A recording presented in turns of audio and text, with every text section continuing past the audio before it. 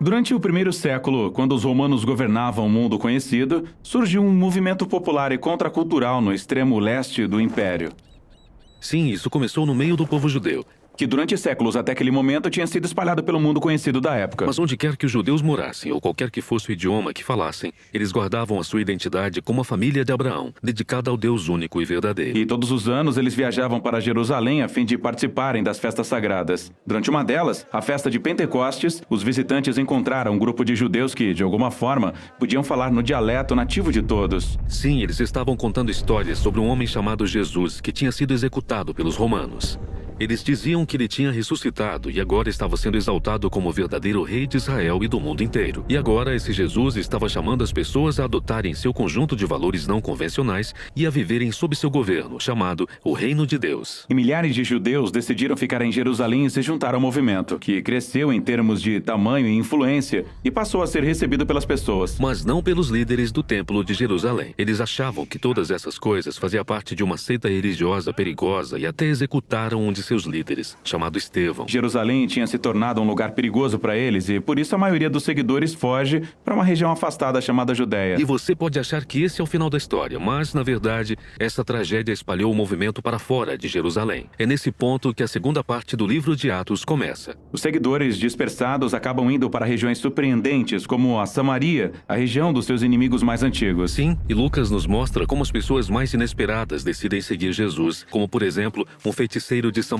que precisa aprender que o caminho de Jesus não é ganhar poder, mas renunciá-lo para servir aos outros. Há também a história sobre um oficial etíope que, depois de discutir o pergaminho do profeta Isaías com Filipe, decide se juntar ao movimento. Sim, Jesus está expandindo seu movimento para a Judéia e Samaria, exatamente como ele disse que faria. O que é incrível. Mas, voltando para Jerusalém, encontramos Saulo de Tarso. Ele faz parte da elite religiosa que se opõe ao novo movimento e sai prendendo os seguidores de Jesus onde quer que os encontre. Ele é um homem cruel. Mas pense nessa situação a partir da perspectiva de... No passado, o povo de Israel havia se voltado para outros deuses e falsos profetas, o que levou à sua ruína. Ele acreditava que estava protegendo Israel e a honra de Deus ao se livrar daquelas pessoas. Saulo fica sabendo que o movimento havia se espalhado para o norte de Damasco. Então ele decide ir para lá a fim de encontrar e prender mais seguidores. E quando está a caminho, Saulo tem um encontro súbito com o próprio Jesus ressurreto. Jesus pergunta a Saulo por que está lutando contra ele. E em seguida Jesus comissiona Saulo para ser o seu representante em Israel e nas nações. Saulo fica atordoado e sem palavras. Então, ele acaba indo para Damasco. Mas agora ele vai anunciar as boas novas sobre o Jesus que antes ele combatia. E ninguém estava preparado para isso. Pois é, ou para aquilo que iria acontecer em seguida. Na cidade portuária de Cesareia havia um centurião romano chamado Cornélio. E ele representa tudo que o povo judeu odiava no que dizia respeito à ocupação romana. O anjo aparece para ele e lhe pede que chame um homem chamado Pedro. Então, Pedro vai à casa de Cornélio, onde os amigos e a família do centurião estão reunidos. Sim, e isso é um escândalo. O povo judeu não entrava em um lar que não fosse judeu para evitar a impureza ritual. Então, o que Pedro foi fazer lá? Bem, Pedro, um pouco antes disso, teve uma visão. Deus mostrou a ele os animais que o seu povo estava proibido de comer e disse a Pedro: coma. Isso foi chocante para Pedro. E ele diz: eu nunca comi coisa alguma que fosse considerada impura. E Deus responde: não chame de impuro aquilo que Deus purificou. E foi só isso, a visão acabou. Então, Pedro tem que começar uma nova dieta? Não, ele é um israelita. E a vida inteira ele tinha honrado as leis de tradição alimentar.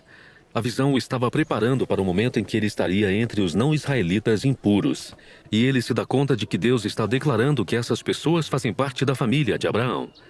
E por isso Pedro decide ficar e falar com eles sobre Jesus. Então o Espírito Santo se manifesta assim como em Pentecostes, mas agora é para um centurião romano e sua família não judia. O movimento eclodiu.